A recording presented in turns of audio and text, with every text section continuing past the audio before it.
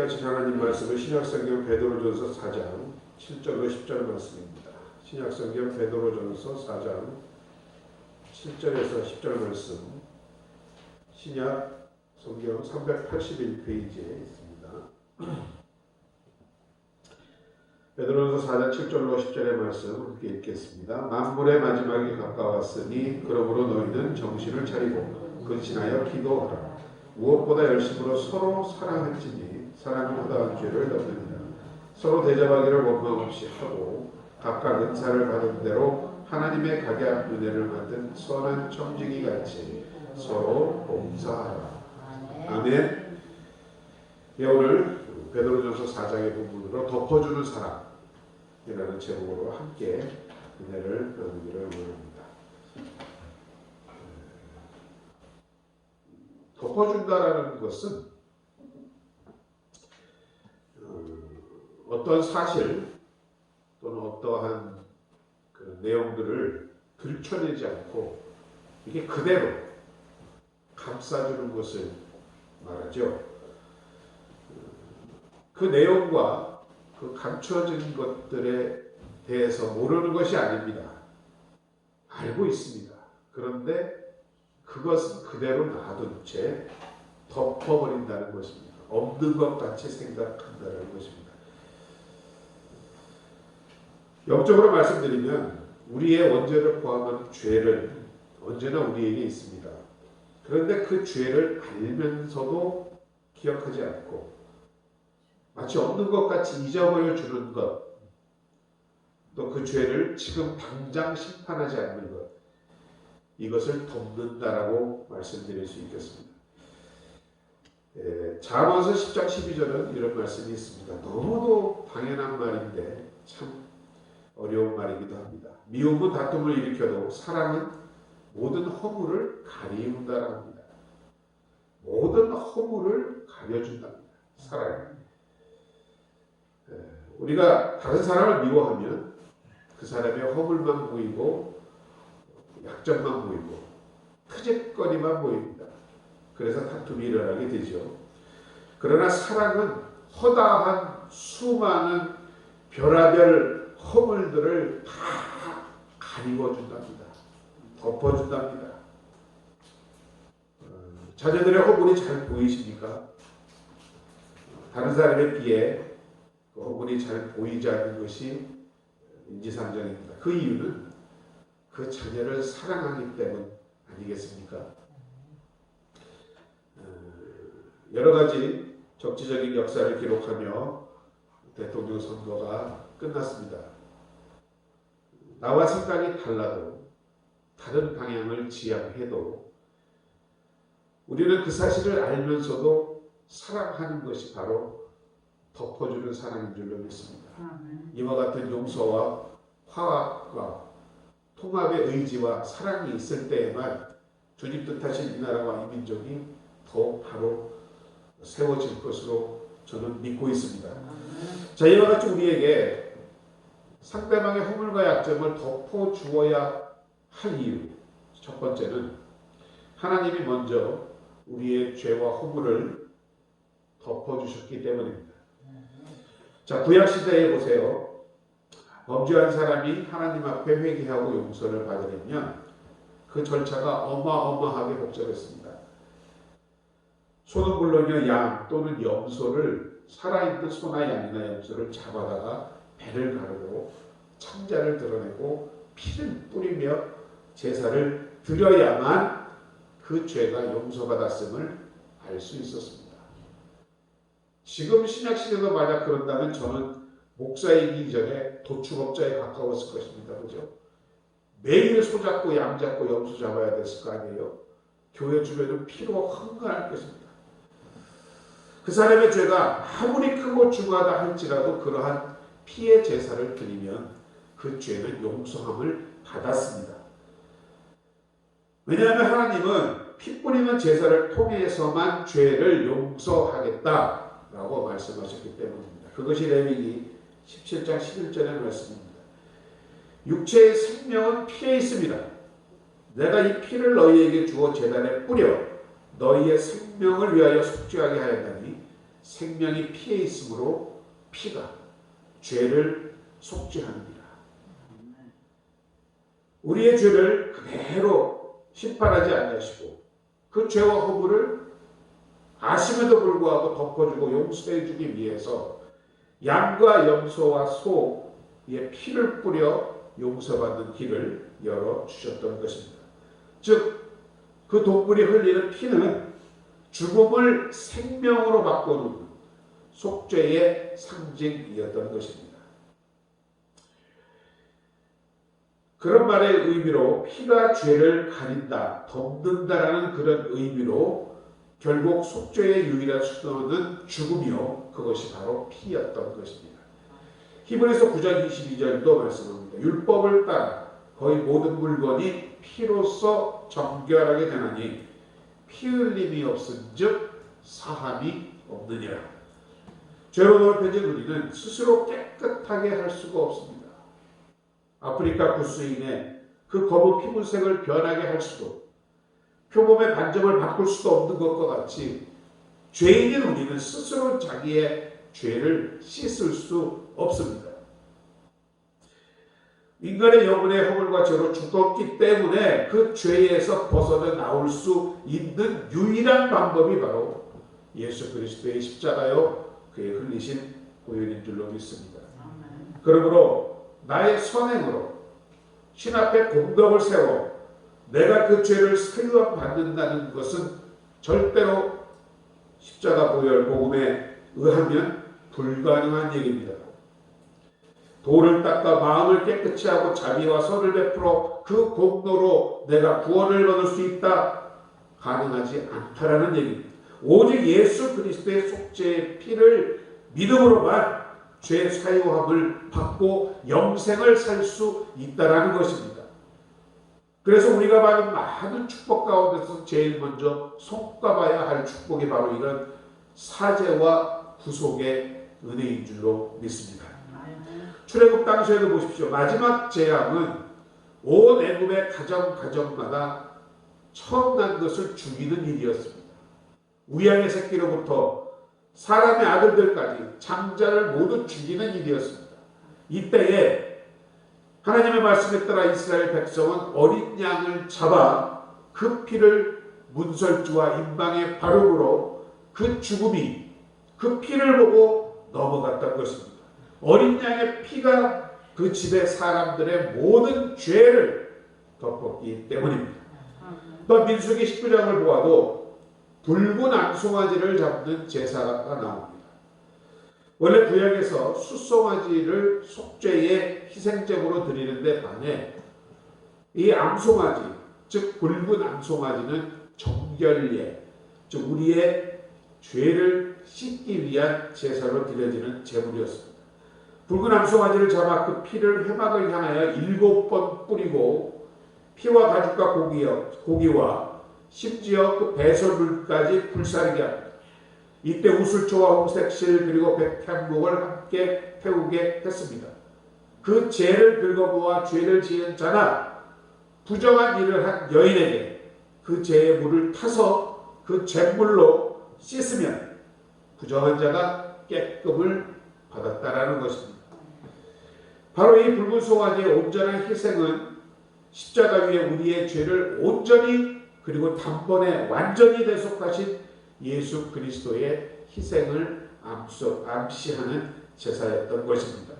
붉은 암송아지가 위에 모든 것과 함께 태워진 것은 예수께서 세상의 모든 죄를 다 짊어지시고 죽음을 당하신 것을 의미합니다. 그리고 특히 죄라는 것은 모든 물질의 마지막입니다. 더 이상 죄는 변하지 않습니다. 썩지도 않습니다. 따라서 주님의 이러한 죽음은 최종적인 완성이요 영원히 변치 않는 썩지 않는 구속이라는 의미인 줄로 믿습니다. 그러하기에 주님은 우리의 과거의 죄, 현재의 죄뿐만 아니라 미래의 죄까지도 담당하시고 대속을 이루셨기 때문에 우리가 예수님을 믿기 전에 죄나 믿음 후의 죄나 어떠한 죄라도 주님 앞에 나와 자백만 하면 구속의 은총을 입어 그 죄를 용서받게 된다는 것입니다. 요한일서 1장 7절을 말씀합니다. 그가 빛 가운데 계신 것 같이 우리도 빛 가운데 행하면 우리가 서로 사귐이 있고 그 아들 예수의 피가 우리를 모든 죄에서 깨끗게 하실 것이요 만일 우리가 우리 죄를 자백하면 그는 믿으시고 의로우사 우리 죄를 사하시며 우리를 모든 불의에서 깨끗게 하여 주신다고 하지 않으셨습니까? 여기서 죄의 자백은요, 여러분, 구체적으로 깊이 나 자신을 돌아보며 정말 마음으로 회개하며 진실하게 하나님 앞에 고백하는 것을 말합니다. 우리도 그런 경험이 있지만 만일 우리가 잘못이 있음에도 그것을 부모님께 사실대로 말하지 아니하고 숨기면 숨길수록 부모가 아무 말을 안 할지라도 그 엄마 아빠를 가까이 하는 게 무섭고 괴로워하는 것과 마찬가지로 우리가 나만 하는 은밀하고 습관적인 죄들을 짓고도 회개하지 않으면 스스로 하나님과 거리감을 느끼게 됩니다. 기도가 나오지 않고 마음이 괴롭게 되는 것입니다. 시편 32편의 다윗의 고백을 보십시오. 내가 입을 열지 아니할 때에 즉 죄를 고백하지 않았다는 얘기입니다. 종일 신음함으로 내 뼈가 쇠하였도다. 주의 손이 주야로 나를 누르시오니 내 진액이 빠져서 현 가뭄에 마른 것이 되었습니다. 내가 이르기를 내 허물을 여호와께 자복하리라 하고 내 죄를 아뢰고 내 죄악을 숨기지 아니하였더니 곧 주께서 내 죄악을 사하여 주셨다라고 다윗은 생생하게 고백하고 있습니다.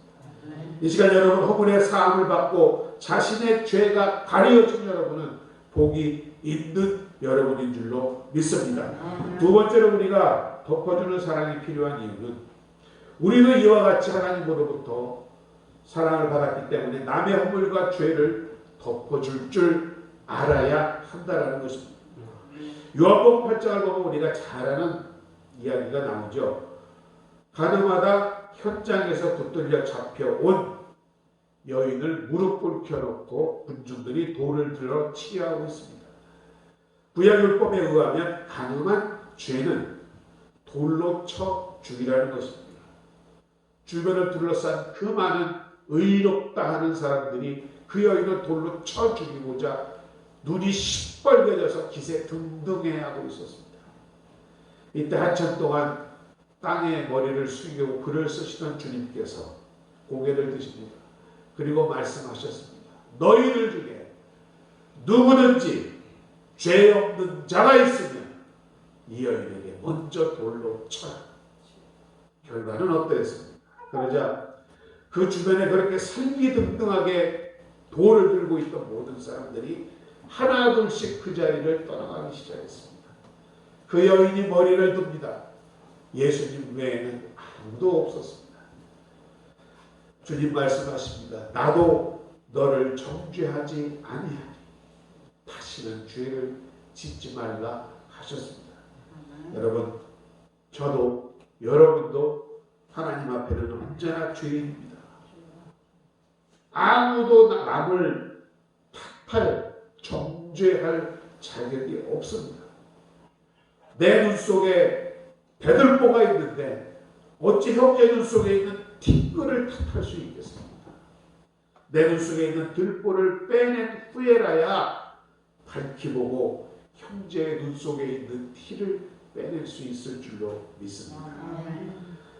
노아 방주 사건 이후에 너무도 기뻤던 노아가 포도나무를 심고 포도를 재배한 후에 포도 농사를 통하여 포도주를 만들었습니다. 어느 날 그것을 너무 많이 먹어서 취해 자신의 하체를 수치를 드러내놓고 잠을 자고 있는데 함이라는 아들이 이 광경을 들어가 먼저 보고 돌아와 형과 아우에게 아버지의 흉을 봅니다. 그러나 셈과 야벳은 이 말을 듣고 자기 겉옷을 벗어 뒤로 들어가며 아버지의 하체를 가려보지 않습니다. 참있게 노아, 아버지 노아는 어쨌습니까? 셈과 야벳은 축복했지만 함은 저주를 받았습니다. 남의 죄와 허물을 덮어주는 사람은 여러분 하나님이 제일 먼저 축복해 주실 줄로 믿습니다. 아멘. 잠언 17장 9절은 말씀하지요. 허물을 덮어주는 자는 사랑을 구하는 자요. 그것을 거듭거듭 말하는 자는 친한 벗을 이간하는 사람이라고 말씀하고 있습니다. 여러분, 그러나 남의 허물과 죄를 알면서도 덮어주는 것이 사랑이고 큰 사랑이지만 그렇다고 해서 무조건 다 용서하고 허용해야 한다는 의미는 아닌 줄로 믿습니다. 정말 필요하다면 정직하게 권면해주고 충고를 해야 하는 것 또한 우리의 도리인 것입니다. 다만 그러한 권면과 충고도 근본적으로 그 상대방의 허물을 덮어주고 그를 사랑하는 마음에서 비롯된 아비와 같은 마음에서 비롯되어야 하는 것입니다. 야고보서 5장 19절 이하를 말씀합니다. 내 형제들아, 너희 중에 미혹되어 진리를 떠난 자를 누가 돌아서게 하며 너희가 알 것은 죄인을 미혹된 길에서 돌아서게 하는 자가 그의 영혼을 사망에서 구원할 것이며 허다한 죄를 덮을 것이라고 말씀하고 있습니다. 초대교회 성도들은 아마 그러하다 합니다. 당시에는 이 그리스도교를 영접한 후에도 유태교나 이방의 종교 또는 이교도 철학에 되돌아가는 사람들이 많았다 합니다. 그래서 야고보 선지자, 야고보 사도는 이처럼 구원의 길을 떠나 방황하는 형제 자매들을 사랑으로 서로 권면하여 다시 복음 안에 거할 수 있도록 하라고 말하고 있는 것입니다. 구원을 받는다는 것은 미혹된 것에서 돌아오게 하는 하나님의 은혜라는 것입니다. 미혹되어 하나님을 떠난 자는 영적인 죽음 상태에 있는 사람입니다. 그러므로 하나님께 돌아옴으로 그 영적인 죽음에서 구원을 얻고 생명을 소유하게 된다는 것입니다. 이것이 사랑이라고 말하는 것입니다. 첫째 부활에 참여하는 자들은 복이 있고 거룩하도다.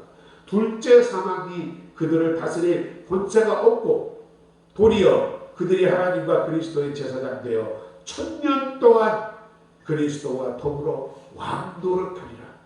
계시록 20장 6절은 말씀하고 있는 것입니다. 세 번째로 우리가 이런 덮어주는 사랑이 필요한 이유, 또 해야 할 이유, 서로 사랑해야 합니다. 오늘 본문을 자세히 읽어보면 서로라는 말이 나옵니다.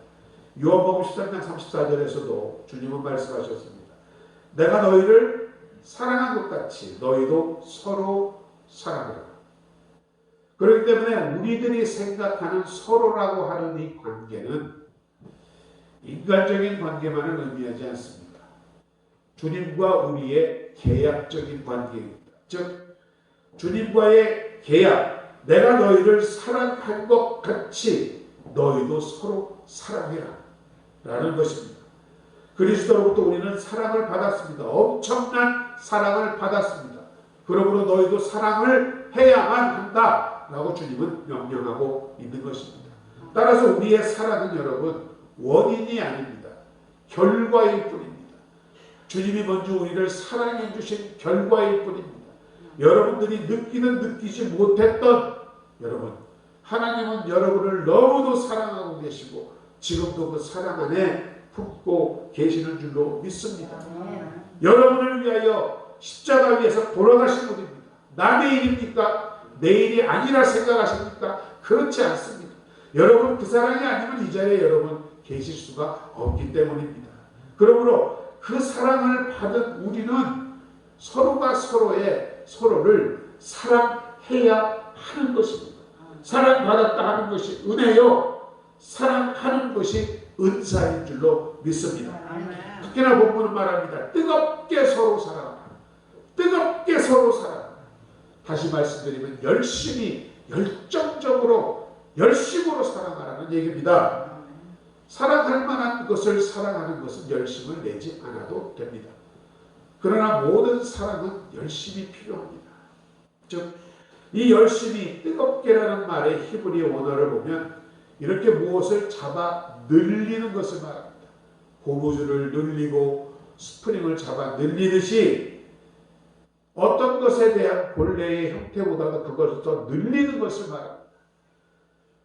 즉 말들도 경마에 쓰여지는 말들은 그 말들이 웃음마가 되기 위해서 그 능력을 극대화하기 위해서 좋은 음식 먹이고 잠잘 재우고 관리하고 운동시킵니다. 그 능력을 극대화시키기 위한 것입니다. 열심히 뜨겁게라는 말은 바로 이렇게 우리의 사랑에 대한 능력을 최대한도 하라는 말씀인 줄로 믿습니다. 여러분도 평생에 이런 사랑을 한 번 이상 해보신 줄로 믿습니다. 이렇게 한참 뜨겁고 열정적으로 사랑할 때 비단 남녀 간의 사랑만이 아닙니다. 추운 거 더운 거 모르고 작으면 작은 대로 좋고 크면 큰 대로 좋고 실수하면 실수하는 대로 예쁘고 그냥 마냥 무턱대고 좋은 때가 있지 않으셨습니까? 바로 그러한 사랑, 그것이 바로 최대한의 능력을 극대로한 사랑이라는 것입니다. 그 순간에는 허물이란 없습니다. 실수도 없습니다. 그의 죄도 보이지 않습니다. 그것이 바로 열심으로 사랑하는 것이라고 오늘 말씀하고 있습니다. 사랑의 기술이라는 책이 있습니다. 사랑의 4단계를 설명하고 있는데 하나는 바로 어린아이와 같은 사랑이라는 것입니다. 사랑을 받기 때문에 사랑한다라는 것입니다. 우리가 자녀들을 키워주지만 잘 대해주고 원하는 거 사주고 하면은 엄마 아빠 사랑해요 하며 마음에 들게 행동하지만 조금만 자기 수에 틀리면 엄마 아빠 미워 그러고 돌아서는 게 자녀들의 사랑 아닙니까? 이 단계의 사랑은 어떻게 보면 아주 어린아이와 같은 유아적인 사랑이라고 볼 수 있습니다. 성숙한 사랑은 아니죠. 그러나 성숙한 사람은 사랑하기 때문에 사랑합니다. 자기 사랑으로 그 상대방을 가립니다. 덮습니다. 그렇기 때문에 사랑하기 때문에 사랑합니다. 성숙하지 못한 사람은 내가 필요하기 때문에 사랑하는 사랑일 수 있습니다. 내가 혼자 살 수 없으니까. 그래도 저 사람이라도 있어야지. 극히 율법적이고 조건적인 사랑일 수가 있겠죠. 심리적인 사랑일 수가 있습니다. 필요에 따른 사랑입니다. 그러나 성숙한 사랑은 사랑하기 때문에 당신이 내게 필요한 겁니다. 필요하기 때문에 사랑하는 게 아닙니다. 사랑의 대상으로서만 그 사람이 필요한 것입니다. 그가 나에게 무엇을 해주건 그렇지 않던 사랑하는 것입니다. 당신을 사랑하는 것만이 나의 삶의 의미가 있다라는 것입니다. 그러므로 당신이 꼭 필요합니다. 꼭 있어야 되겠습니다. 당신이 없으면 내가 사랑치도 못하고 사랑하지 않으면 나는 살 수가 없습니다. 열심히 사랑하는 사랑, 이것이 바로 성숙한 사랑이라 말하고 있습니다. 두 번째로 오늘 본문은 서로 대접하라고 하고 있습니다. 대접한다는 말은 필록스 세노이라는 말입니다. 헬라 말입니다. 필로라는 것이 사랑입니다. 세노이라는 말은 행동입니다. 즉 행동하는 사람. 말로만 하는 게 아니라 나의 일생을 통해 나의 행동을 통해 드러나는 사랑입니다. 대접하고 여러 가지로 잘 대해주고 내가 그 사람의 필요한 것을 채워주는 사람. 바로 구체적인 사랑을 말하고 있습니다. 수도사였던 한 분이 있었습니다. 그의 책 하나님의 사랑이라는 책에는 하나님의 사랑을 실천함에 있어서 우리가 시험에 빠지고 유혹에 빠지는 것이 있다 합니다. 진정한 사랑이 아님을 이렇게 경고합니다. 첫 번째, 참 사랑에는 진정한 사랑에는 실망이 없다 합니다. 어느 순간 그 사람의 사랑에 대해서 실망했다면 그 사랑은 거짓말이요 진정한 사랑이 아니라는 것입니다. 그것을 우리는 자녀를 통해 알 수 있지 않습니까? 대통령의 어머니들의 공통점을 보았는데 그 어머니들의 특징이 무엇이냐면 가장 중요한 것은 자식의 실수를 보고 절대 실망하지 않았다는 것입니다. 그리고 사랑의 실천을 보여주었다는 것이었습니다. 바로 이와 같은 구체적인 사랑의 실천, 이것이 우리에게는 필요한 줄로 믿습니다. 또한 진정한 사랑은 그 사람들의 다른 사람의 칭찬을 기다리지 않는다 합니다. 다른 사람에게 보여주려고 하는 마음이 없답니다. 칭찬과 상관이 없습니다. 누구든지 그 칭찬을 받고자 사랑을 한다면 그것은 병든 것이요, 시험든 것이요, 위선적 사랑이라는 것입니다. 또 사랑에는 핑계가 없답니다. 하지 말아야 할 이유, 사랑하지 못하는 이유, 이것을 생각한다면 그것은 핑계라는 것입니다. 어떤 핑계도 없습니다. 모든 것을 그 사람을 위해서 행할 수 있다는 것입니다. 서로 대접하라. 여러분, 요새 우리는 서로가 서로를 이와 같이 먼저 챙기고 대접하는 일이 점점 더 없어져 갑니다. 나만을 아는 세상입니다. 이런 행동적 사랑, 우리에게 필요한 사랑인 줄 믿습니다. 그리고 서로가 서로에게 봉사라는 말이 있습니다. 요한복음 10장 14절을 보면 너희 발을 씻겼다. 그러므로 너희도 서로 발을 씻기는 것이 마땅하다고 주님이 먼저 우리에게 본을 보여주셨죠. 여러분의 선한 일을 기다리는 분이 많이 있습니다. 우리 가정 안에 또 이웃 간에 주님께서는 먼저 섬기는 자로 이 땅에 오셨고 그 섬김으로 끝을 맞으셨음을 이 시간 기억하면서 항상 섬기는 복된 여러분 되시기를 주의 이름으로 축원드립니다. 여러분, 사람의 성공은요, 은혜를 알고 그 은혜를 베푸는 데 있다 생각합니다. 그렇기 때문에 우리에게 행복은 내게 주어진 이와 같은 은혜를 알고 그 은혜에 따라 살아가는 데에 행복한 인생이 주어질 줄로 믿습니다. 말씀을 마칩니다. 오늘 본문을 말합니다. 특별히 만물의 마지막이 가까웠으니 정신을 차리고 기도하라. 그리고 열심히 살아나라. 자, 만물의 마지막이 가까움을 느끼십니까? 그렇다면 이제 우리가 할 일이 무엇이겠습니까? 열심으로 사랑하고 말뿐이 아닌 행동으로 서로가 서로를 대접하고 섬겨야 된다는 것. 이것이 인생의 가장 큰 의미며 우리의 삶을 마지막 그날까지 행복으로 이끄는 귀한 진리임을 오늘 본문은 말씀하고 있는 줄로 믿습니다. 이 시간 이후의 말씀을 통하여 여러분의 삶을 마지막까지 아름답게 의미 있게 꽃피우고 열매 맺는 사랑하는 여러분 되시기를 주의 이름으로 축원드립니다. 아버지 하나님 감사드립니다. 귀한 말씀을 통하여 오늘도 우리에게 깨달음을 주시니 감사드립니다. 먼저 사랑하려는 우리가 하나님 그 사랑을 갚을 수 있는 우리 되게 하여 주옵소서. 아버지 하나님, 그리하여 허다한 죄와 수많은 죄들을 덮어주는 사랑과 용서함으로 많은 이들을 주님의 옳은 길로 인도할 수 있는 주님의 통로를 되게 하여 주옵소서. 오늘도 선한 마음, 사랑의 마음을 품고 주님 돌아가기를 원합니다. 주님, 우리 가운데 늘 사랑으로 함께 하심을 믿사오니 오늘도 그 주님 안에 거할 수 있는 우리 되게 하여 주옵소서. 예수님의 이름으로 감사드리고 기도드립니다. 우리 짧은 시간 주신 말씀 생각하시면서 잠시 함께 기도한 후에 헌금하도록 하겠습니다. 주의 이름 한번 부르고 다 함께 기도합니다. 주여,